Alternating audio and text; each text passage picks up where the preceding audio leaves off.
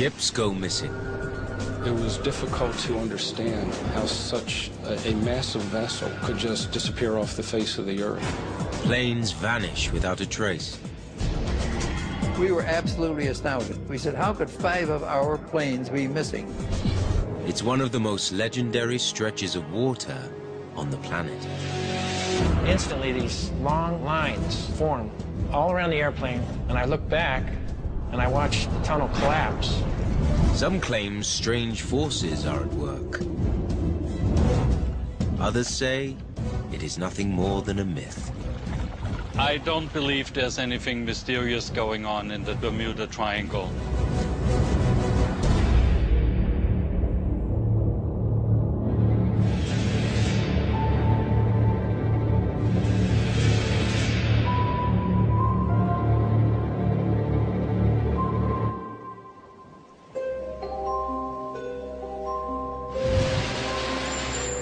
Pilot Bruce Gernon is still trying to explain what happened to him on a routine flight over 40 years ago.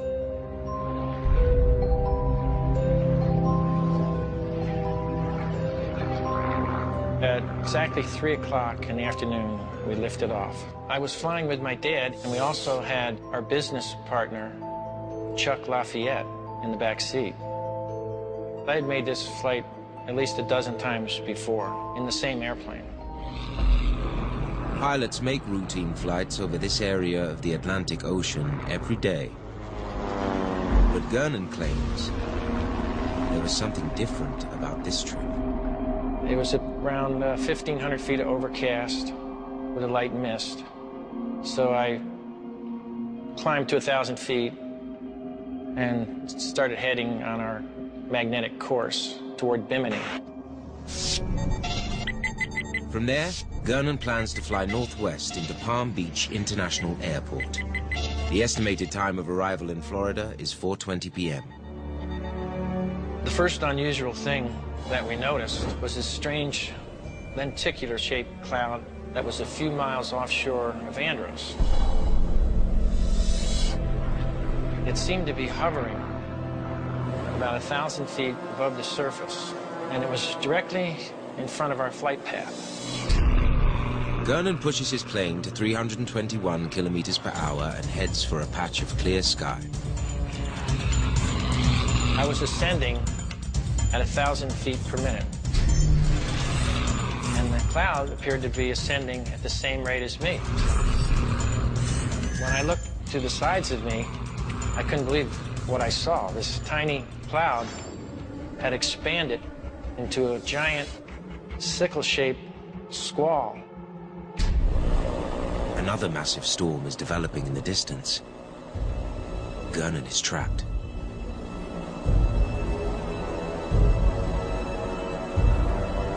There was this huge valley in between the two storms. Then, as I started heading toward it, I noticed these 2 anvil heads formed, one on each side of the 2 storms. And then the 2 anvil heads met and formed a huge tunnel. Gernon is flying through an area some claim is associated with mysterious disappearances, a place called the Bermuda Triangle. Scientists say there's nothing particularly special about this region. Ships and planes go missing all around the world, the victims of weather and mechanical failures that send them to the bottom of the ocean. But some are convinced that here, something more mysterious is to blame. Michael Preisinger lived in the heart of the Bermuda Triangle for 2 years. In my research, I found at least 50 unsolved cases. And who knows how many cases exist above and beyond those that are known.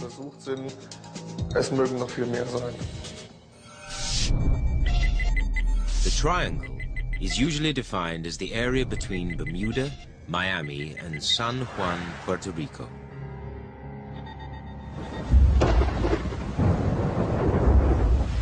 The region is prone to bad weather and covers some of the deepest areas of the Atlantic Ocean. Meteorologist David Paris has studied weather effects for 25 years. He agrees with most scientists that bad weather may explain why many planes and ships vanish without a trace. If you looked at Lloyd's of London, who usually insures a lot of these ships, they will tell you is that the losses that are experienced in the Bermuda Triangle area is no different from than any other area of the world. Period.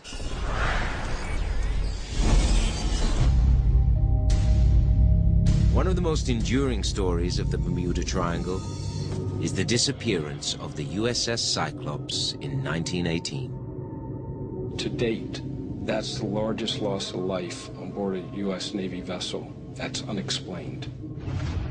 Marvin Barish has a personal connection to the tragedy. 309 people lost their lives on board the USS Cyclops when she disappeared. My great-uncle, Lawrence Merkel, was a fireman on board the ship at the time the ship was lost. Christened in 1910, the USS Cyclops was a cargo ship used to transport fuel during World War I. It wasn't a small boat. It was a ship 165 meters long. Back then, considered a huge ship. In January 1918, the Cyclops was given the job of going to Brazil. The Navy had an arrangement with the U.S. Shipping Board for the ship to go and pick up a cargo of manganese ore. Sometime between February 14th and February 16th, 1918, the fully loaded ship departed for the United States. Cyclops was actually supposed to go back to Baltimore, Maryland from Brazil. Instead, she stops off at Bridgetown, Barbados. The ship took on a cargo of coal, and beyond that, there wasn't any fanfare. She was essentially just leaving March 4th and was anticipated to arrive back in Baltimore on the 13th of March. The Cyclops was last observed leaving the harbor in Barbados. Nothing is heard from the ship. There's no sightings. There's no radio communication. The ship was never seen again. The Navy engaged in the largest search for a vessel had ever been undertaken. Vessels large and small were called into action.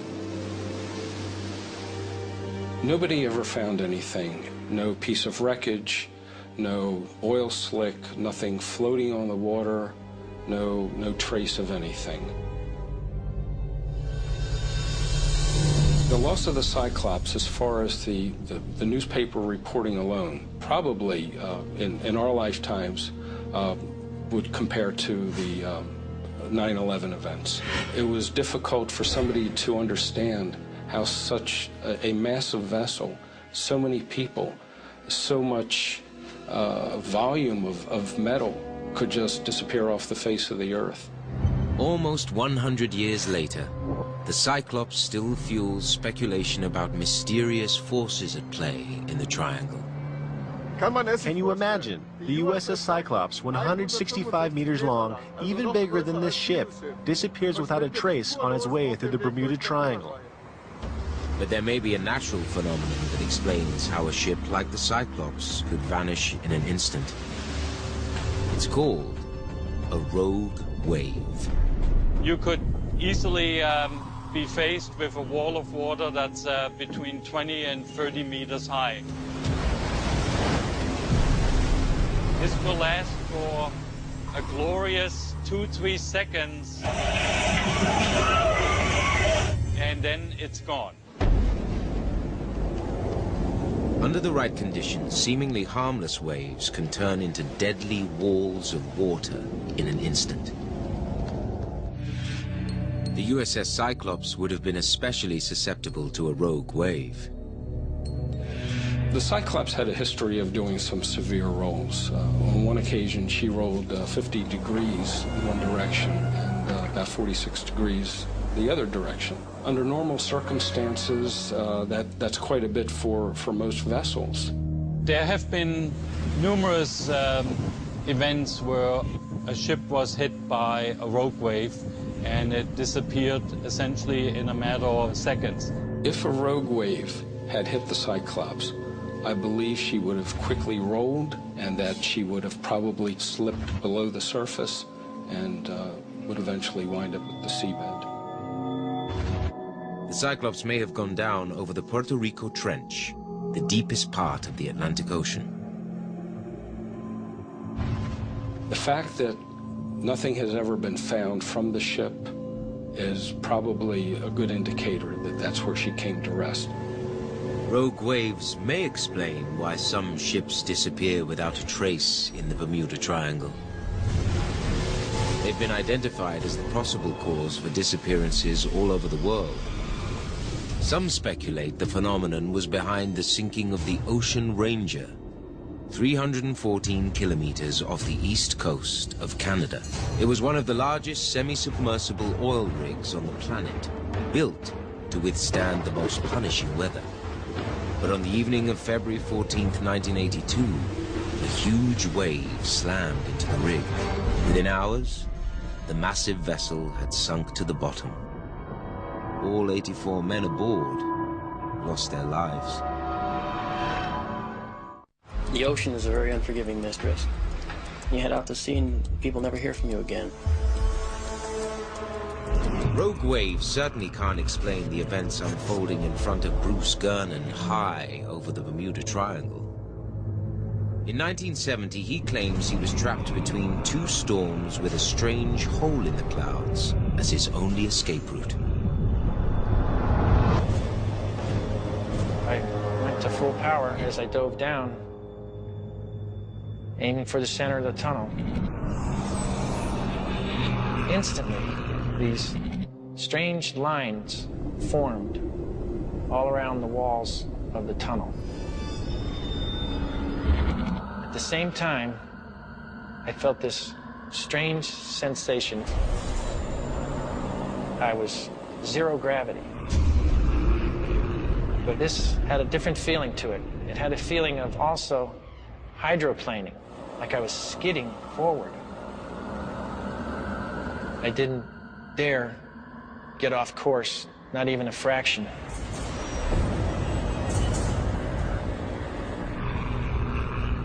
Gernon's father desperately tries to contact Miami.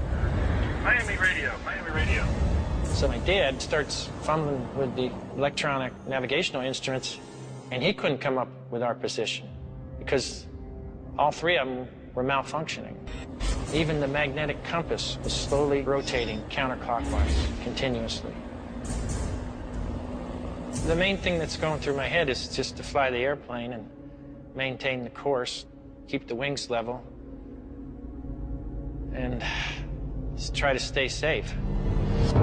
Gernon's claimed navigational problems are similar to those described in the most famous of all Bermuda Triangle mysteries, the case of the lost Navy squadron known as Flight 19. The most peculiar thing about Flight 19 is 5 American Navy planes disappeared without any trace. We don't have all the answers for Flight 19. It's just there rattling around in the back of our minds. What happened? What happened? What happened to Flight 19? We don't know. Almost 25 years to the day before Bruce Gernon's flight, the 14 men of Flight 19 prepare for a mission over the same waters. A 5-plane squadron departed from Fort Lauderdale on a short bombing practice. Flight 19 was an absolutely routine mission. Retired U.S. Navy pilot instructor Lieutenant David White was a senior flight instructor at the base. He was training pilots on the ground the day the planes of Flight 19 disappeared. That was the beginning of my naval career, and there's me. I think there's an explanation for everybody that disappeared out there. I don't think that there's a mysterious force disrupting compasses and so forth. The squadron was flying the TBM Avenger bomber. The Avenger was really a tried and true airplane. It was a steady airplane, and we never had any problems with it. Flight 19 is cleared for takeoff at 2:10 in the afternoon under partly cloudy skies.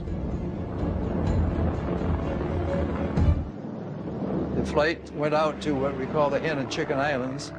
It's about 60 miles east, and they dropped miniature smoke bombs on a sunken freighter that was out there.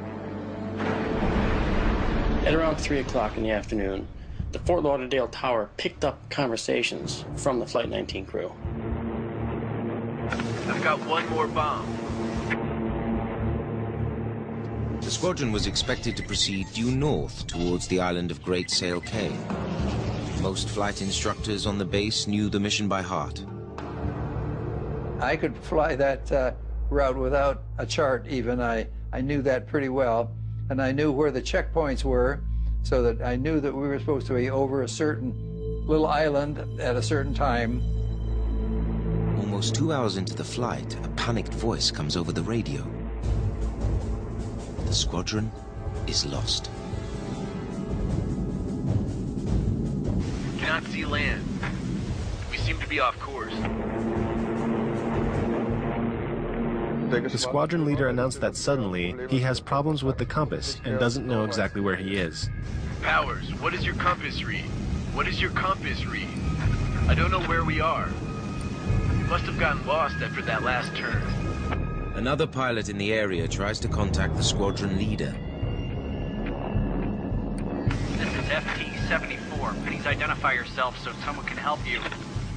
Can you have Miami or someone turn on their radar gear and pick us up? I'm sure now neither of my compasses are working.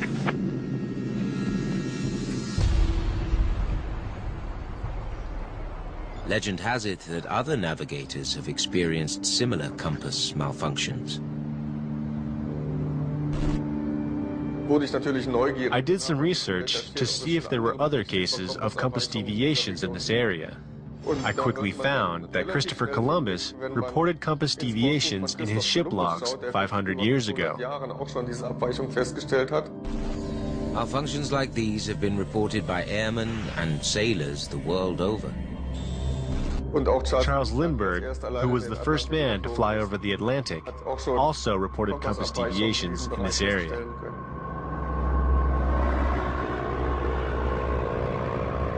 Charles Lindbergh's compass was slowly spinning counterclockwise, just like mine. And he was only like 30 miles away from the same spot that I was. Some think deviations similar to these may have caused the commander of Flight 19 to second-guess his location. He radios that he has lost his orientation and may be located somewhere over the Florida Keys. I'm trying to find Fort Lauderdale, Florida. I'm over land, but it's broken. I'm sure I'm not in the Keys, but I don't know how far down. But the Keys are over 250 kilometers away from their assumed coordinates. Flight 19, your transmissions are fading. Something is wrong. What is your altitude? I am lost. Do you read me?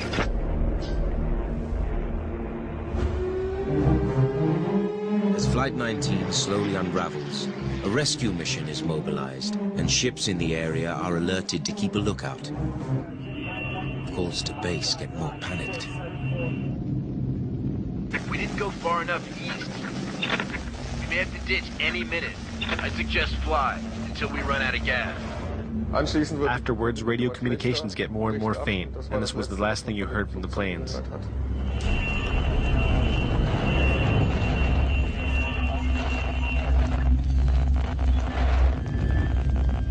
For the next 5 days, search and rescue crews covered more than 500,000 square kilometers of open ocean.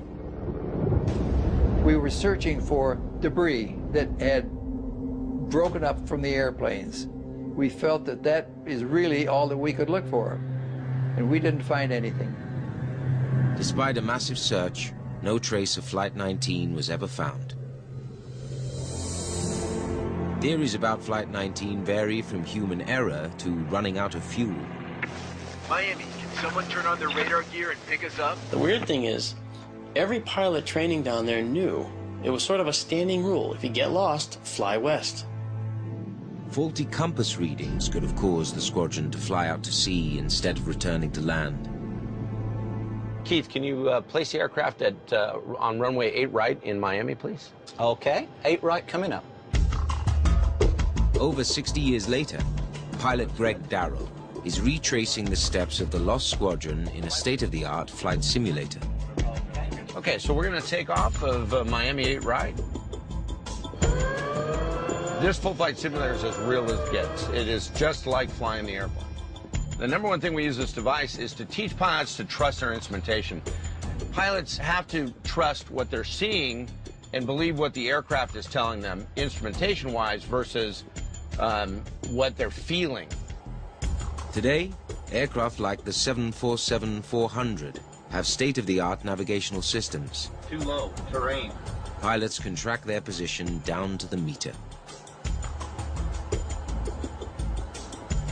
An older aircraft, the pilots must spend more time trying to determine where they're at by focusing on what the instrumentation is telling them. Using only the basic instruments available to the pilots of Flight 19, Darrow will test the theory that malfunctioning compasses could have doomed the mission. At that time, they had a turn and slip indicator, they had a gyroscopic compass, and they had an attitude indicator and an altimeter. Each plane has 2 compasses, a gyroscopic compass powered by the engine and a magnetic compass guided by the Earth's magnetic field. Failure of one of these could create confusion. So, Johan, could you fail that compass for me? I'm looking down here. I'm thinking I'm flying on a heading of 050, 045. But look at what my wet compass is saying. My wet compass is saying now that I'm already 30 degrees off of that heading and growing. To replicate what Flight 19 reported, they knock out both compasses. Now your reference to north, south, east, and west is greatly diminished, and you'd have to try to reference the sun. You'd have to try to reference a piece of land. At that point, you're in some real trouble. I'm sure now that neither of my compasses are working. With the sun going down over the open ocean, Flight 19 was doomed. It's very easy to imagine the flight being intercepted by one of those storms that pops up frequently in those areas and then flying further out into the Atlantic and disappearing. I've flown in and out of the Bermuda Triangle throughout my career and have never had an incident or anything strange happen. The U.S. Navy doesn't even recognize the Bermuda Triangle as an official designation and agrees there is nothing out of the ordinary going on. But questions still remain about Flight 19. My theory is that the compasses were out and that they ran out of gas, banged up the airplanes severely, and probably did not survive crashing into the ocean. While most label the disappearance of Flight 19 as nothing more than a tragic accident, it was the single most important event in perpetuating the myth of the Bermuda Triangle. But there is another region of the planet where scientists have identified a very real magnetic phenomenon, wreaking havoc on navigation.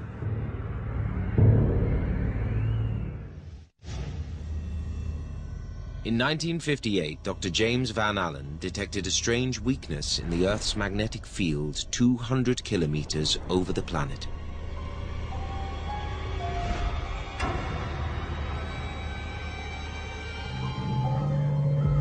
Astrophysicist Sten Odenwald believes we have a much clearer understanding of this region today.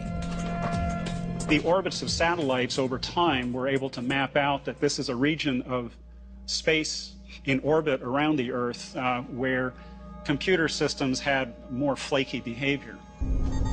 It's called the South Atlantic Anomaly, and it stretches from the west coast of South America all the way to Africa. With satellites that orbit through that, the satellite operator has to be very careful and monitor the satellite condition to make sure that the satellite isn't acting in an anomalous way. Astronauts passing through the anomalies see strange flashes of light. computers sometimes crash. And spacecraft flying through the anomaly are bombarded with radioactive materials. These things, when they slam into circuit boards and human tissue, can cause genetic defects. They can cause binary data to be scrambled. Over 50 years later, NASA is still dealing with the effects of this dangerous patch of space. But there is no evidence that the same physics are at play in the Bermuda Triangle. As scientists, we know that there are sweet spots on the Earth, but when you get near the Bermuda Triangle latitudes, there's simply nothing there. It's actually a fairly boring place in the magnetic field of the Earth. Even though there's no evidence of anything strange happening, Bruce Gernon claims something unexplained happened to him and his father.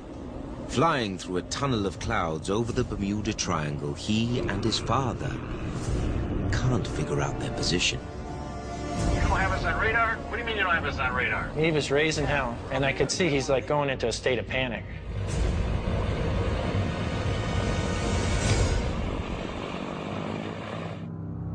Miami Air Traffic Control supposedly can't locate the aircraft anywhere. It's as if the plane doesn't even exist. And then another amazing thing happens. Instantly, these long lines form all around the airplane, and I look back, and I watch the tunnel collapse.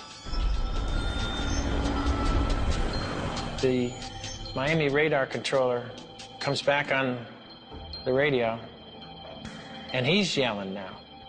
He's all excited. And he says he's got an airplane directly over Miami Beach.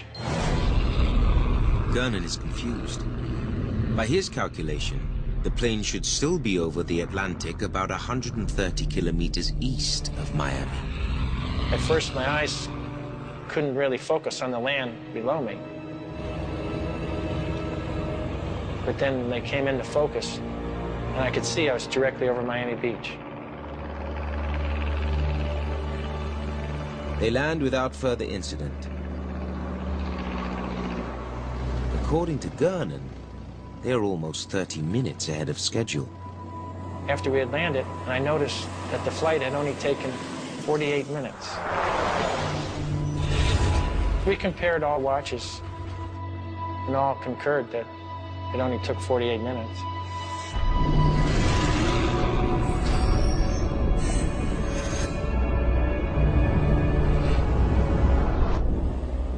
Gernon claims he traveled about 400 kilometers. That translates into an airspeed of over 500 kilometers per hour.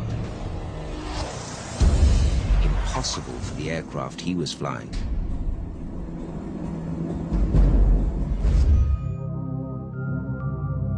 Gernon still can't explain the mysterious loss of time. Skeptics say extraordinary claims like this require extraordinary evidence that they even happened.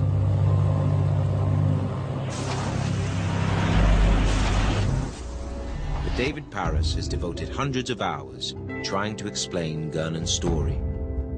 We have all the dates, we have the times, we have the fueling tickets, his flight route.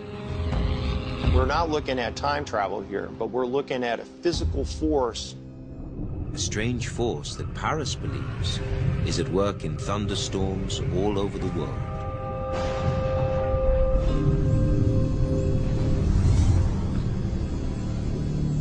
You have antimatter being generated in these clouds. You have electrical fields being generated, and suddenly the whole voltage and amperage is getting totally out of hand. Get all these things in just the right order, and you got yourself an incredibly powerful storm. Paris believes these storms are so powerful that they can cause a warp in the fabric of space. A phenomenon he claims could explain what happened to Bruce Gernon.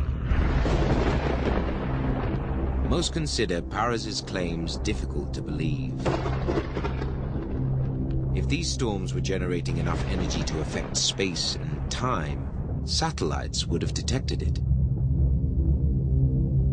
Even if they lasted for only a millisecond or so, such an event would be easily recognizable by satellite instrumentation, and nothing like that has ever been observed. While scientists have discounted Paris' theory about space warp, they have found that some thunderstorms generate enormous bursts of energy. In 1994, a satellite probing deep space made a very surprising discovery. We were looking out into the universe to find gamma ray sources, but then they realized some of those sources were actually coming from the Earth itself. Gamma rays, the most powerful bursts of energy in the universe, were coming from certain types of thunderstorms on our own planet. They saw all manner of amazing phenomena going on that reached all the way up into the stratosphere, some 50 to 60 kilometers above the top of the lightning storm.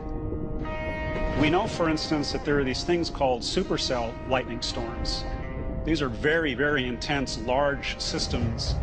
They actually produce pairs of electrons and antimatter electrons, which then combine to produce gamma ray bursts. And those gamma ray bursts we can actually see in space. Paris' theory hinged on the idea that this power is multiplied when two storms converge.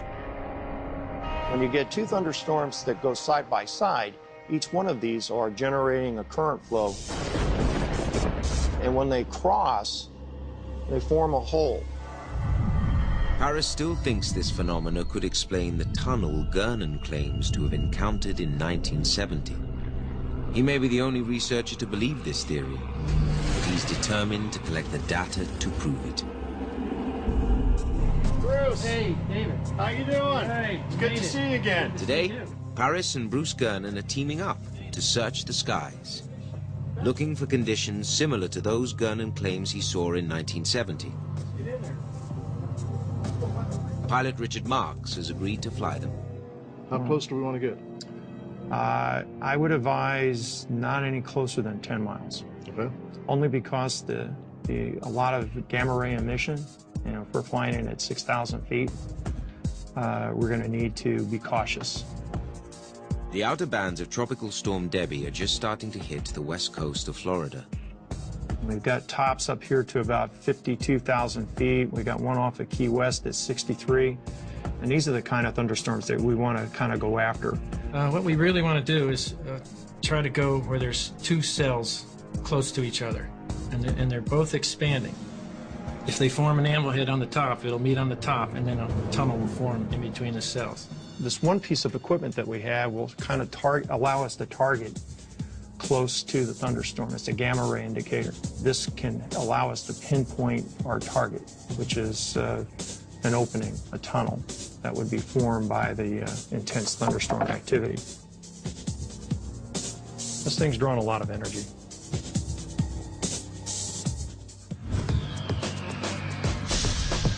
They decide to head due west towards the Gulf of Mexico, aiming for an area of high storm activity. And Rick, go ahead and go. We're going to taxi across the runway for you. Oh, okay, that'd be fine. This is a DC magnetometer. What it will do is measure differences of electrical fields, and this would allow us to actually pinpoint the sweet spot to look for your hole in the cloud. They set their sights on a particularly strong storm cell. Well, Naples is 1 mile and rain shower thunderstorm, 1,500 foot broken. It's good. Oh, not good, but good. While Paris believes these storms can initiate a rip in the fabric of space, a more logical explanation, Gernon simply flew into a storm, became disoriented, and lost track of time. Many times you can misinterpret the visual cues you see out the window. A cloud at an angle may give you the sense that there's a horizon there, but it's not a horizon. Things could appear closer than they are. I've had lights that appeared very close and turned out to be as far away as stars. The conditions over South Florida are beginning to deteriorate. As it's pushing across here, there are a lot of excessive amounts of water vapor. The air is extremely unstable. A thunderstorm is brewing. The FAA wants to know why they are flying in such dangerous conditions. November 27 Whiskey Lima, the intent of today's flight is storm chasing? Yeah, it's just northwest of TNT. Are you going to be operating inside 20 miles of that thunderstorm? Within 10. As they get closer to the storm, Paris begins to pick up elevated levels of gamma rays. See how it's building up here? Got 12 gamma rays. Oh, yeah. The bar graph's still going up, huh? Energy's increasing as we are approaching these thunderstorms. These storms are quite large, so they're all kind of mixing together. I'm headed right for what I call a saddle. You got two storms. There's a low depression in between it, no activity. Is reflected on the radar, but sometimes it can be quite turbulent in there.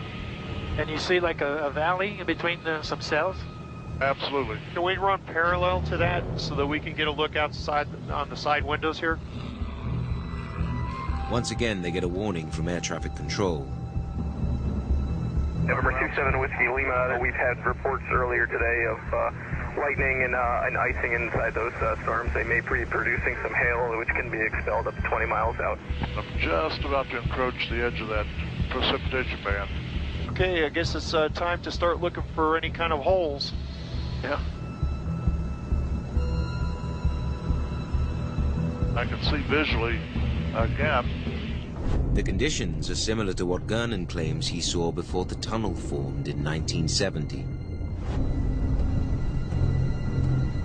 Gamma rays are increasing here. We're up to 16 now. We got lightning off to the left. Which way you want to go? Away from it? Away from it, yeah. Despite a desire to push on, it's not worth risking their lives. They call off the expedition. If we would have gone another mile towards the top of that cloud, we would have got hit. And that kind of voltage could be disastrous, not only knocking out the equipment, could damage an engine. In many cases, it blows the wingtips off the airplane. So we've got as good as we're going to get. They managed to capture data, but gamma ray readings from today's expedition are nothing unusual. Levels match those taken by NASA in storms all over the planet. Astrophysicist Sten Odenwald has dismissed any notion that gamma radiation could be the reason some ships and planes go missing in the region known as the Bermuda Triangle. But there's absolutely no doubt that something strange is happening in another part of the world, high above the Earth's surface. Some satellites report memory upsets and device latch-ups in their computers. It's a well-known effect. It's been measured for several decades now and mapped out very accurately. Unlike the Bermuda Triangle, this is one of Earth's proven oddities.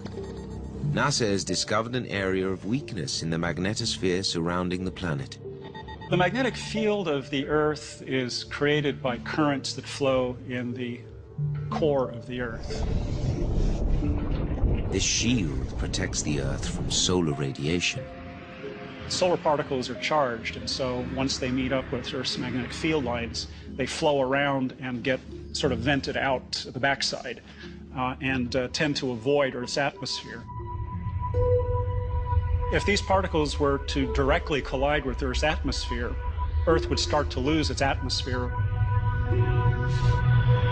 That's probably what happened to Mars, which doesn't have a magnetic field and has almost no atmosphere left after all these billions of years.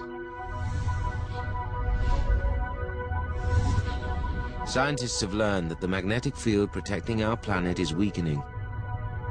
Over the last 100 years, the strength of Earth's magnetic field has declined by about 1% or so. And this decline has been very steady for several hundred years. In the South Atlantic anomaly, the process is happening 10 times faster than the rest of the planet. As the magnetic shield continues to weaken, modern life as we know it may be in jeopardy. It looks to be the largest natural disaster that the country could face. As Earth's magnetic shield weakens, the planet will become more susceptible to solar storms. It helps the atmosphere protect itself from incoming particles from the sun and elsewhere, which is sort of a side benefit of having a magnetic field on a planet. But it turns out the Earth's magnetic field is important for our planet to have an atmosphere and to be hospitable to life. Life on Earth has survived major magnetic fluctuations in the past. But that was before modern civilization. Before digital technology. Before powered flight. Before electricity became the glue that holds society together.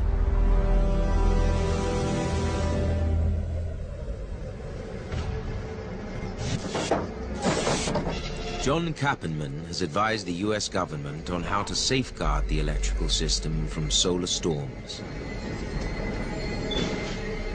The power grid that we've created has, in essence, become an enormous antenna to these disturbances in the Earth's magnetic field.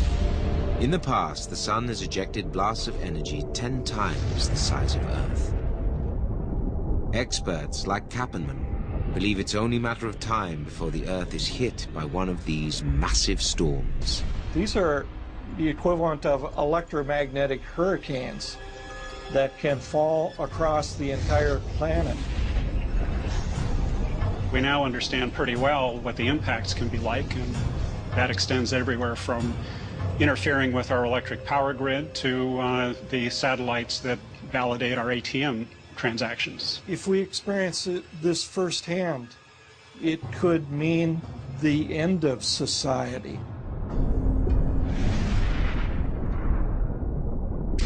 Power grids could crash all over the world. If you take electric power supply away, virtually all other critical infrastructures will either immediately or within a short period of time also collapse. Within a matter of just a few hours, all drinking water systems, all perishable foods, perishable medications. You could be experiencing, as a country, in excess of 1 million fatalities within the first week or less after a widespread long-term power grid blackout. The events that unfolded at the Fukushima nuclear power plant very much fit a scenario that could unfold for a severe space weather event. In the case of a global event, there's something like 400 of these nuclear plants located throughout the world. There's a very thin veneer between order and chaos. If you lose electric power supply, you begin to lose the order that is brought to society. Experts like Kappenman are convinced it's a case of when, not if. In a sense, we're somewhat playing a game of Russian roulette with the sun.